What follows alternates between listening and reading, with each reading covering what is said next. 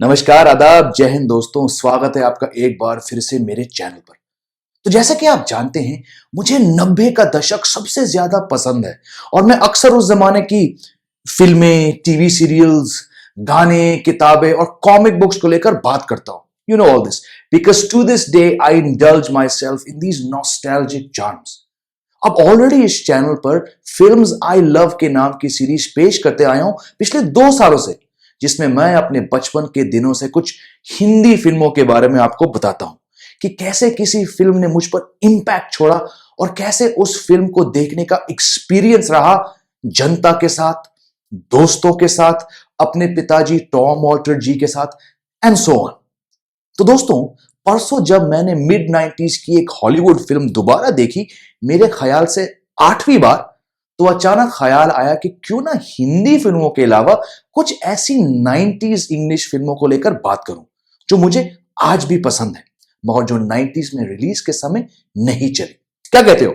I think मजा आएगा मुझे भी और आपको भी, क्योंकि मेरे साथ कई बार ऐसा हुआ है और मैं समझता हूं आपके साथ भी कि बीते दिनों की कोई पिक्चर पिट गई, रिव्यूज खराब थे और जनता को भी पसंद नहीं आई बिल्कुल, मगर दोस्तों किसी कारण हमें वो फिल्म अच्छी लगी, है ना? तो आइए दोस्तों, इस नए सीरीज की शुरुआत करते हैं एक ऐसी फिल्म के साथ। साल 1996 की release, the ghost and the darkness, starring Val Kilmer and Michael Douglas and directed by Steven Hopkins. दोस्तों आपको बता दूं कि जब the ghost and the darkness release हुई थी अक्टूबर 11, 1996 के दिन, तो रिव्यूज ज्यादातर खराब थे और फिल्म बॉक्स ऑफिस पे नहीं चली।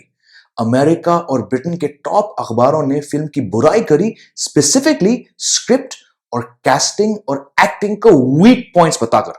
और रिलीज के 2 साल बाद फिल्म के निर्देशक स्टीवन हॉपकिंस ने खुद कहा कि इन्हें यह पिक्चर बड़ी मेसी लगी और वो पूरी फिल्म देख नहीं पाए।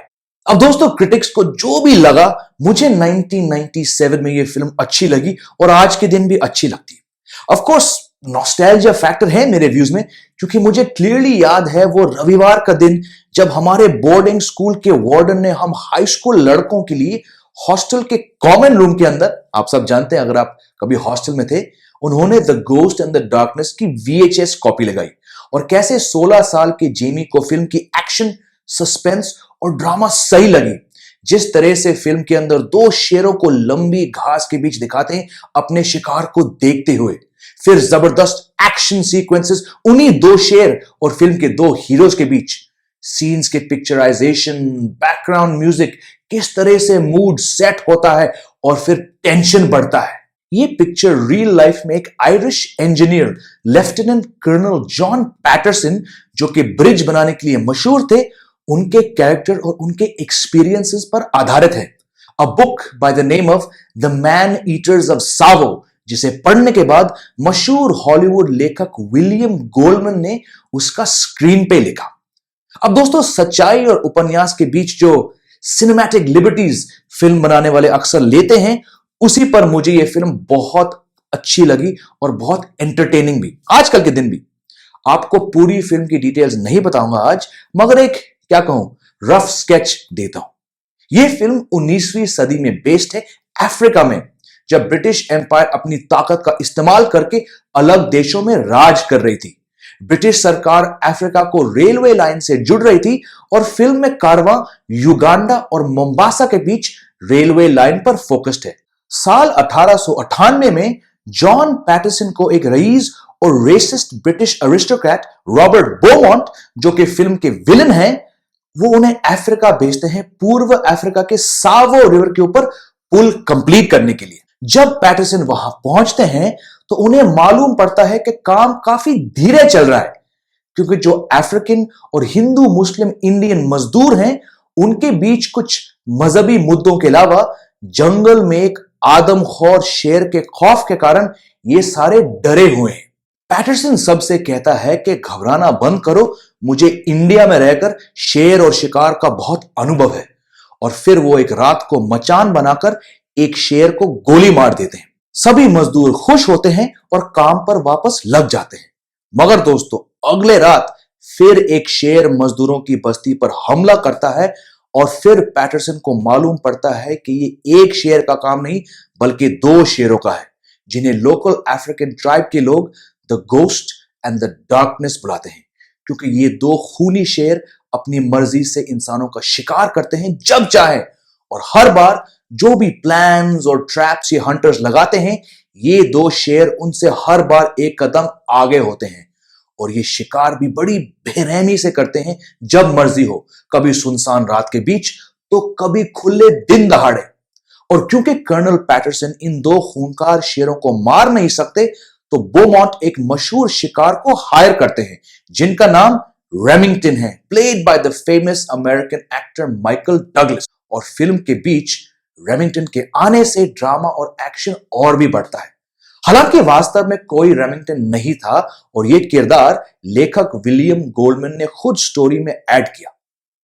इस किरदार को डगलस से पहले लेजेंडरी एक्टर शॉन कॉनरी और एंथनी हॉपकिंस को दिया गया था, मगर जब दोनों ने इनकार किया तो डगलस, जो खुद फिल्म के एक प्रोड्यूसर हैं, उन्होंने किया। जब तक रेमिंगटन फिल्म में अपनी जोरों से एंट्री करते हैं, वो भी हमारे इंडियन सिनेमा की बड़ी हस्ती ओम पुरी साहब के साथ, जो पिक्चर में एक छोटा सा मगर यादगार रोल निभाते हैं, तो already the ghost and the darkness काफी तेजी से चल रही एक्शन और सस्पेंस के सहारे।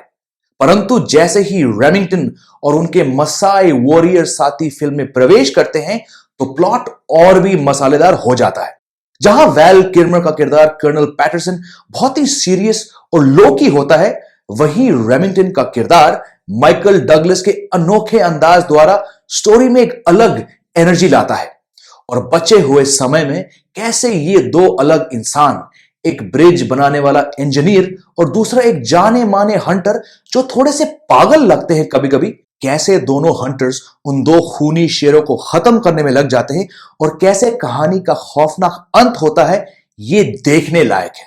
मेरे लिए the ghost in the darkness आज भी वो फिल्म है जिसे देखकर मुझे मनोरंजन मिलता है और साथ ही उस जमाने में लेकर जाता है जिसे मैं बहुत मिस करता हूं दोस्तों। शायद इसीलिए यह फिल्म, जिसे जनता और क्रिटिक्स ने 1996 में थम्स डाउन दिया, मुझे इतने साल के बाद भी अच्छी लगती है। अगर आपको देखनी है यह फिल्म तो ये Amazon प्राइम वीडियो पे है। बाकी stick around on this channel and I will be back with more such videos. Take care, see you soon.